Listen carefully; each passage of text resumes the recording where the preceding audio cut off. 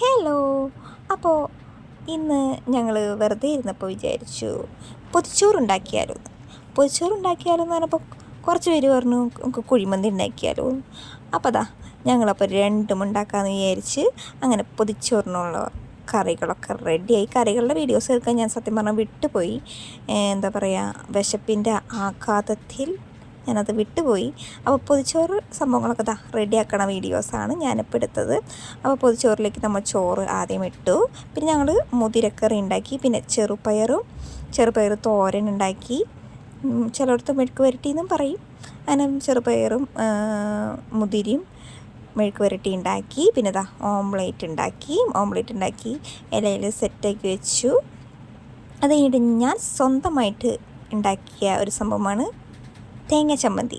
ഇതാണ് ഞാൻ ഉണ്ടാക്കിയ തേങ്ങ ചമ്മന്തി. ബാക്കിയൊക്കെ ചേച്ചിയാണ് ഉണ്ടാക്കിയത്. പിന്നെ നമ്മുടെ സ്വന്തം കൊഴുവ, കുഞ്ഞിക്കൊഴുവ. അത് പല സ്ഥലത്ത് പലതാണ് പറയണത്. ഞങ്ങളുടെ അവിടെ കൊഴുവ എന്നാണ് പറയണത്. അപ്പോൾ ഇത്ര 3-4 പൊതിയിൽ ഞങ്ങൾ പൊതിച്ചോറൊക്കെ ഉണ്ടാക്കി എല്ലാത്തിലും ഇതുപോലെ സെറ്റ് ചെയ്ത് വെക്കുകയാണ്.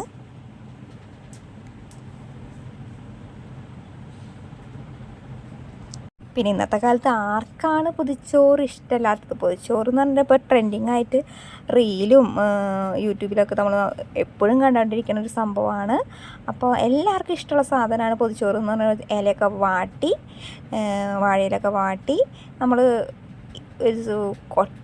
ഒറ്റ കറിയില്ലെങ്കിലും നമ്മൾ സാധാ കറി വെച്ചാൽ നമ്മൾക്ക് അത് തുറന്ന് തിന്നുമ്പോഴത്തെ ഒരു ടേസ്റ്റ് ഒരു പ്രത്യേക ടേസ്റ്റ് തന്നെയാണ്. അത് കഴിഞ്ഞിട്ട് അച്ചാറൊക്കെ ഇട്ട്, അച്ചാർ ഏതാണ്ട് ഇലയിൽ ഇടാൻ മറന്നിട്ടുണ്ട്. അങ്ങനെ ഞങ്ങൾ എല്ലാം സെറ്റ് ചെയ്തു. വീട്ടിൽ എല്ലാവരും ഉള്ള കാരണം ഇന്നത്തെ ഒരു ദിവസം വൈബ് തന്നെയായിരുന്നു. അങ്ങനെ ഞങ്ങളെല്ലാ പൊതിയും കെട്ടി സെറ്റ് ചെയ്യാൻ പോവാണ്. 2-3 ഇലകളുള്ള കാരണം എല്ലാത്തിലും കുറച്ചിട്ട് സെറ്റാക്കാണ്. അങ്ങനെ നമ്മുടെ പൊതിച്ചോറ് നമ്മൾ പൊതിയാണ്. അപ്പം അമ്മാമ്മയാണ് കേട്ടോ പൊതിയണത്. അപ്പോൾ അങ്ങനെ പൊതിയാണ്. ഇങ്ങനെ സെറ്റ് ചെയ്ത് എല്ലാം തരംതിരിച്ച് വെച്ചു. പിന്നെ അപ്പുറത്ത് നല്ല കഴിപ്പ് നടക്കുന്നുണ്ട്. വിശപ്പ് എന്താ പറയുക, കൊതി സഹിക്കാൻ വയ്യാണ്ട് പാത്രത്തിലെടുത്ത് കഴിക്കുന്ന ടീംസും ഉണ്ട്. അതിനിടെ ഞങ്ങൾ നേരെ കുഴിമന്തി ഉണ്ടാക്കാൻ വേണ്ടി പോയി. കുഴിമന്തിയും വീഡിയോസ് എടുക്കാൻ പറ്റിയില്ല. അങ്ങനെ ഞാൻ ചിക്കൻ്റെ ഒക്കെ കുറച്ച് ഈശോയുള്ള വീഡിയോസൊക്കെ എടുത്തു. അങ്ങനെ കുഴിമന്തി റെഡിയായി. കുഴിമന്തി റെഡി ആയപ്പോഴാണ് ഞാൻ കിച്ചണിലേക്ക് പോയി നോക്കിയത്. അങ്ങനെ റെഡിയായി. കിച്ചണിൽ മെയിനായിട്ട് കേട്ടാണ്ടിരുന്നത് ചിക്കൻ വറക്കണതിന് നല്ലൊരു മണം ഉണ്ടായിരുന്നു.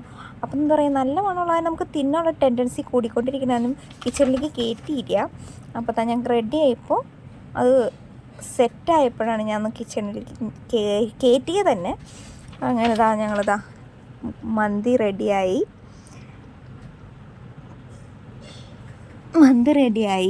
പൊതിച്ചോറ് റെഡിയായി. അങ്ങനെ ഇനി കഴിക്കണ ചടങ്ങാണ് അടുത്തത്. മന്തിയിലൊക്കെ മണം സൂപ്പർ. എന്താ പറയുക, നമുക്ക് അത്രയ്ക്ക് നല്ല സ്മെല്ലായിരുന്നു. ഒട്ടും എന്താ പറയുക, നമ്മൾ വീട്ടിലുണ്ടാക്കി പുറത്തുനിന്ന് വാങ്ങാൻ സെയിം ടേസ്റ്റ് തന്നെയായിരുന്നു വീട്ടിലുണ്ടാക്കിയത്. ഇത് ഫസ്റ്റ് ട്രൈ ആണ് വീട്ടിലുണ്ടാക്കണത് മന്തി. അതുകൊണ്ട് ഫസ്റ്റത്തെ ഒരു ഇതാണെന്ന് നമുക്ക് പറയാൻ പറ്റില്ല. നല്ലൊരു ടേസ്റ്റ് ഉണ്ടായിരുന്നു. അങ്ങനെ മയണൈസും നമ്മൾ സലാഡും മന്തിയുടെ കൂടെ കിട്ടുന്ന ആ ഒരു ഗ്രേവി കറിയും എല്ലാം നമ്മൾ തന്നെ ഉണ്ടാക്കി. എന്നിട്ട് ലാസ്റ്റ് നമ്മൾ കഴിക്കുകയാണ്. ഇത് നമ്മുടെ ചപ്പിയുടെ എക്സ്പ്രഷനൊക്കെ, സലാഡ് തിന്നേൻ്റെ എക്സ്പ്രഷനൊക്കെ നല്ല രസമുണ്ടായിരുന്നു കേട്ടോ. അങ്ങനെ ആസ്വദിച്ച് എന്ന് പറഞ്ഞാൽ അത്രയ്ക്ക് ആസ്വദിച്ചാണ് കൊച്ചു തിന്നണത് കേട്ടോ. അങ്ങനെ അവൻ്റെ വീഡിയോസൊക്കെ എടുത്ത് അങ്ങനെ എല്ലാവരും വർത്താനം പറഞ്ഞ് ഒത്തൊരുമിച്ച് തിന്നൊരു ഫുഡിങ് ഡേ തന്നെയായിരുന്നു. നമ്മുടെ ആൾ നല്ലതായിട്ട് അവിടെ സലാഡ് നല്ലതായിട്ട് തട്ടി വിഴുങ്ങുന്നുണ്ട്. അത് കഴിഞ്ഞിട്ട് ഞങ്ങൾ നേരെ അടുത്ത് പൊതിച്ചോറ് എടുത്തു. പൊതിച്ചോറ് എല്ലാവരും ഒരുപാട് ഇലയിൽ നമ്മൾ ഉണ്ടാക്കിയെങ്കിലും ഒരിലയിൽ നിന്നാണ് നമ്മൾ കഴിക്കണത്. അങ്ങനെ കഴിക്കണതിൻ്റെ ഒരു വൈബ് വേറെ തന്നെയാണ്. അങ്ങനെ എല്ലാവരും